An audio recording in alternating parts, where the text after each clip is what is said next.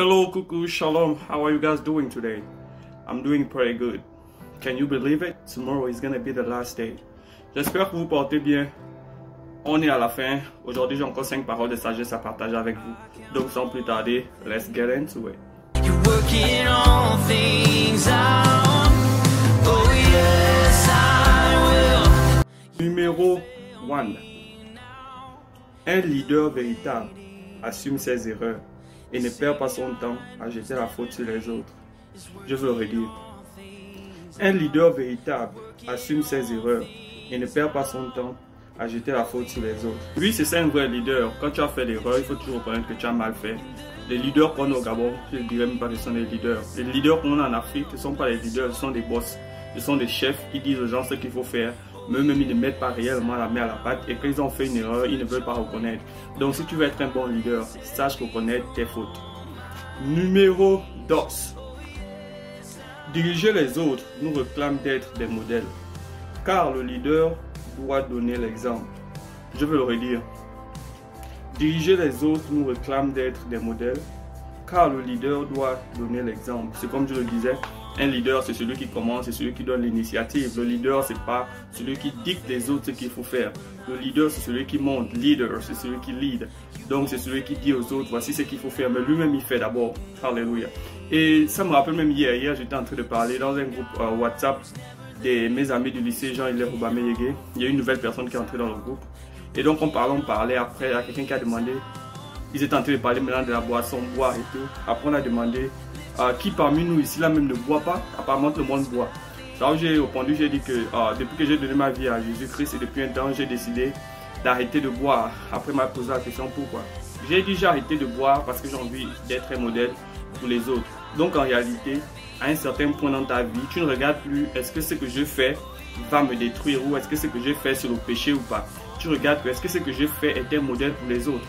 Est-ce que ce que je fais, j'aimerais que mon enfant puisse le faire? Est-ce que ce que je fais, j'aimerais que mon petit frère ou etc.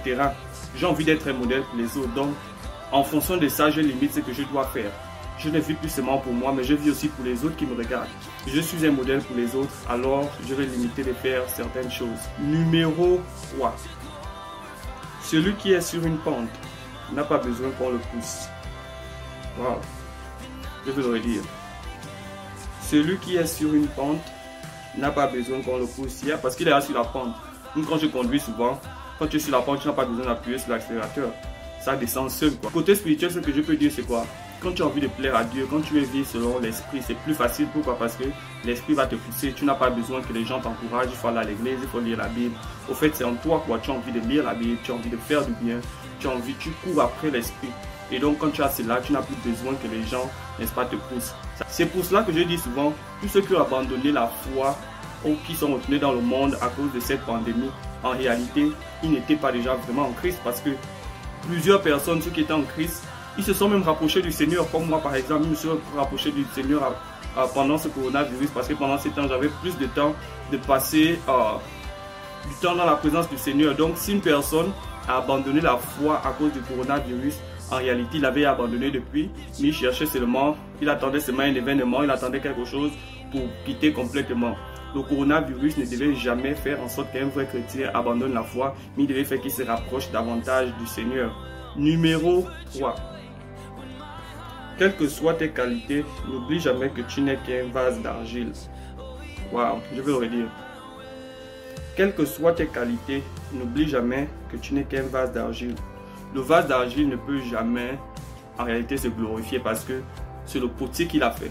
Donc en réalité, le fait que les gens t'apprécient, toi qui es vase d'argile, toi qui es un vase bien fait, un vase d'honneur, tu ne peux pas en réalité te glorifier parce que ta splendeur, ta beauté, ta grandeur, ta valeur, ça vient du vase d'argile. Donc en réalité, peu importe ce que tu es, ça vient de Dieu.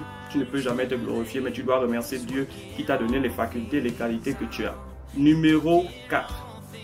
Ne façonne pas ta vie sur base de la rivalité, car tu risquerais de prendre en modèle les défauts de ton adversaire. Je veux le redire.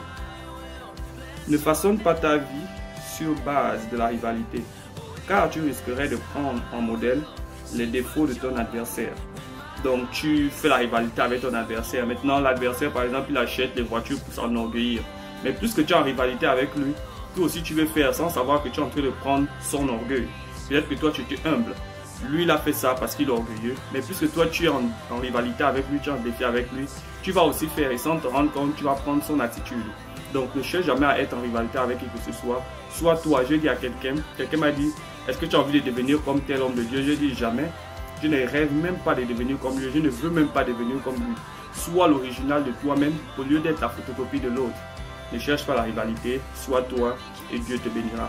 Numéro 5 es la última de hoy. Le silence est capable de faire plus de bruit que plusieurs paroles. Waouh, je vous l'aurais dit. Le silence est capable de faire plus de bruit que plusieurs paroles. J'espère que vous avez compris ce que j'ai dit dans mon silence. En réalité, parfois, il est mieux de rester silencieux et ça parle beaucoup. Quand on voit quelqu'un calme, souvent quand tu vois quelqu'un calme, on lui donne des attributs, on se dit ce qu'il pense. Mais quelqu'un qui parle beaucoup, on connaît déjà tout ce que tu as à dire. Mais quelqu'un qui est calme, quand il ouvre la bouche pour parler, tout le monde l'écoute. Je me rappelle de cette histoire, un mari, sa femme l'a trompé, il a trouvé sa femme en plein adultère. Après, il est sorti, il est parti au salon. Après, l'homme a fui, l'homme avec qui elle a trompé a fui. Maintenant, il n'a rien dit. Et donc, la femme, elle était dans tous ces états. Pourquoi? Vous pouvez comprendre que normalement, c'est une réaction où on doit parler. Mais bref, c'est un peu ça, quoi. Quand tu gardes le silence dans des situations où tout le monde parle, ça veut beaucoup dire. J'espère que vous avez été édifiés aujourd'hui. On se retrouve demain pour mon dernier jour. Oh, je remercie le Seigneur, je suis arrivé à ce que j'ai dit. J'ai commencé en octobre jusqu'en janvier, comme il y a 3 mois. Que Dieu vous bénisse. À demain.